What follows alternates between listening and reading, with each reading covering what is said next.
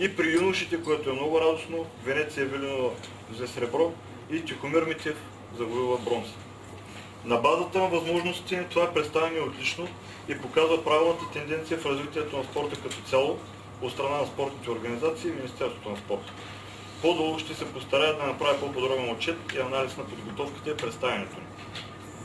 Искам само да ви кажа, че това, което ще прочита, се случва преди това, което отчетоха колегите треньори, което значи, че тъй като този анализ повърхностен, по-подробен също беше предоставен, е взет все пак, предполагам, под внимание и някои от нещата, посочени като слабости, са отстранени. Това показва и отличното представяне, което имат нашите състезатели по кикбокс. Но да продължа. Важен елемент в подготовката на отбора беше предсъстезателния лагер, който се проведе в град Варна от 28 февруари до 9 марта. Отличната организация на престоя тренировъчния процес позволи на тренерския щаб да състави индивидуален план за извеждането на отделните състезатели до върхова форма. Това се наложи заради все още различното ниво на подготовка, с което селектираните бойци идват от своите клубове на лагера. На този лагер участваха всички 11 състезатели, 2 от възрастова група юноши и девойки, 9 от мъже и жени. При общо 10 тренировъчни дни, 10 дни на лагера. От тях 6 с дворазови тренировки и 2 с едноразови.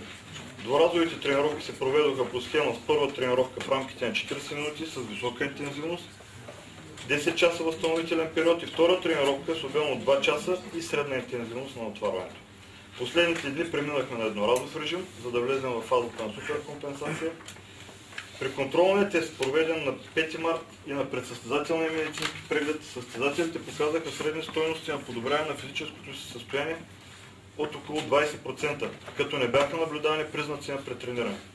Тези стойности са средни, казах, и са на база различната изходна точка, за която споменах и по-горе. Състезателите откликнаха според планирането и тяхното състезание след лагера беше обект на по-обстоен анализ. Беше им казано къде са слабите, къде са силните им страни, беше им говорено с техните треньори и така нататък, да не навлизам в полемики. Като основни тренировъчни средства мога да отбележа използването на натоварване с променлива честота, базирано на аритмичното аеробно натоварване, присъщо за Муай-тай. Затвърждаването на отделни елементи от технически арсенал с помощта на уреди, лапи и чувал, условен бой и свободен бой. На база многократни повторения и акцентиране на отделни техники, които тренерския щаб счете, че ще бъдат толерирани в предстоящата надпревара. Всички 11 състезатели през последния месец използваха възстановяване, което е много радостно. Бях в интерес на истината много учуден, че някои от състезателите, елитни състезатели, използват съвсем, мога да кажа, такива основни и да не кажа първични начини на възстановяване. Колеги, ние сме спортисти. Искаме да растем, да вдигаме професионализма си. Говоря за съвсем нормално спортно възстановяване.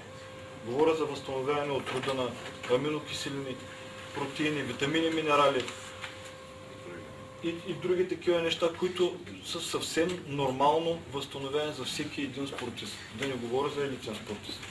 Трябва да се правят тези неща. Не може дето се вика с марули и с домати да вървим към световните върхове. Няма как да стане.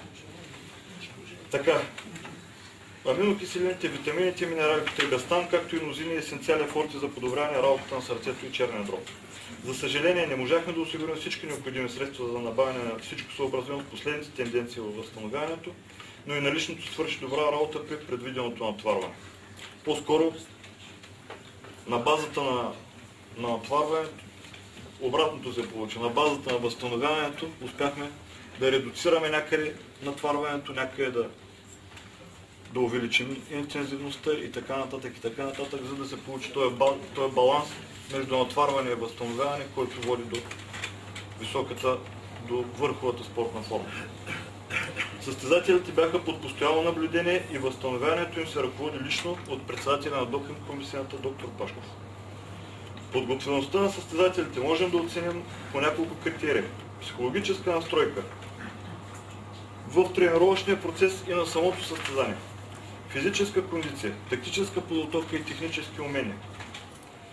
Наред с всички положителни страни, тук можем да отбележим и някои слабости и препоръки за отстраняването им.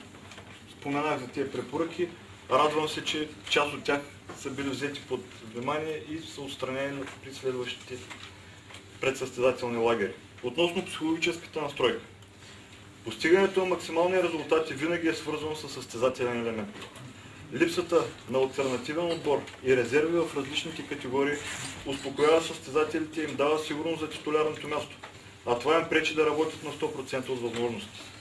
Наличието на разширен състав би елиминирал този проблем, но за съжаление към него момент това беше свързано с средства и не можахме да си го позволим.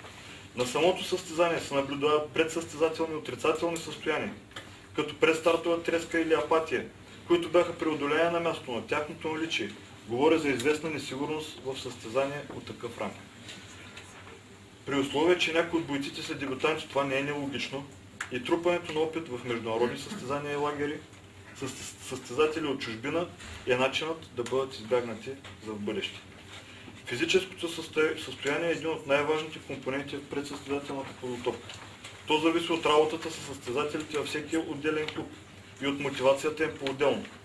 За съжаление, много малко от елитните бойци могат да спазват адекватен режим на тренировка и почивка поради професионална заетост.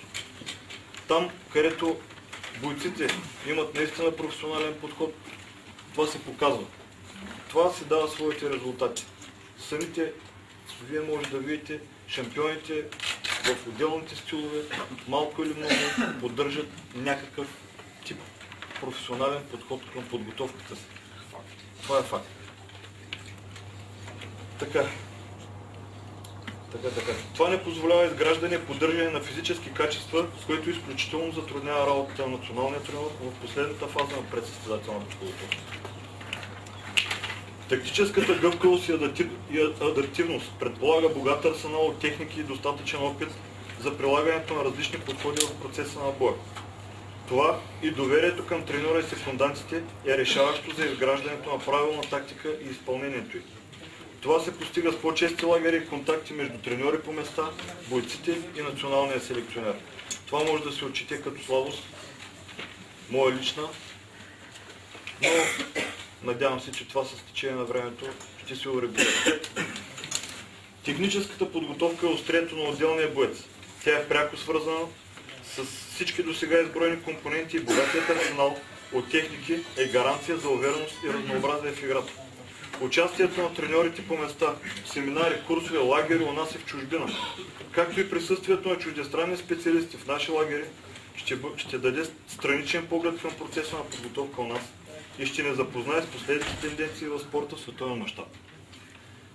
В заключение мога да кажа, че тенденцията в развитието на Муай-тай в България е възходяща и ако държавата в лицето на Министерството на спорта продължи да обезпечава участието ни в международни форуми, както и известна част от по-горе изброените препоръки със средства, ние можем да гарантираме още много радост и отличие. На базата на отличното ни представяне на световното първенство, мисля, че това изявление не звучи пресилено и съзнавайки голямата отговорност, която носи това класиране, ние ще продължим в правилната посока. Благодаря ви за вниманието. Благодарим на господин Степанов, който така подробно разказа. Колеги, на европейския шампионат Красимир Димов беше треньора, който заведе състезателите, но просто времето напредва, той си представи доклада тук. Искам само да ви кажа, че в унисон с думите на Николай Скипарнов дължим на Красимир Димов това, че ходи като Тайланд и оттам взехме авторизацията за европейския шампионат следващата година, който ще бъде във Варна. Значи, то е от един вид хубаво направи, ама сега ни отваря повече работа да работим. Смятам, че пък и за това сме се събрали. Тъй, че да му благодарим на господин Димов. И в лицето на господин Меламед да ви информирам само, че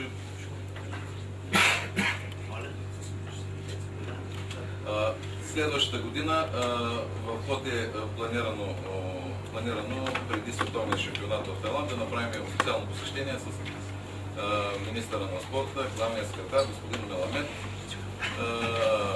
Аз и предполагам, ще видим как точно ще се следят нещата.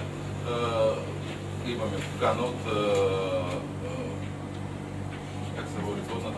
Министерството на туризма и спорта и още нещо там в Тайланд. На база едни междудържавни споразумения, защото знаете, че има едни недоразбираници, уточнения, има там търканици в Тайланд между две организации. На место, като отидем, ще изясним ситуацията и като се върнем, ще вдем в течение.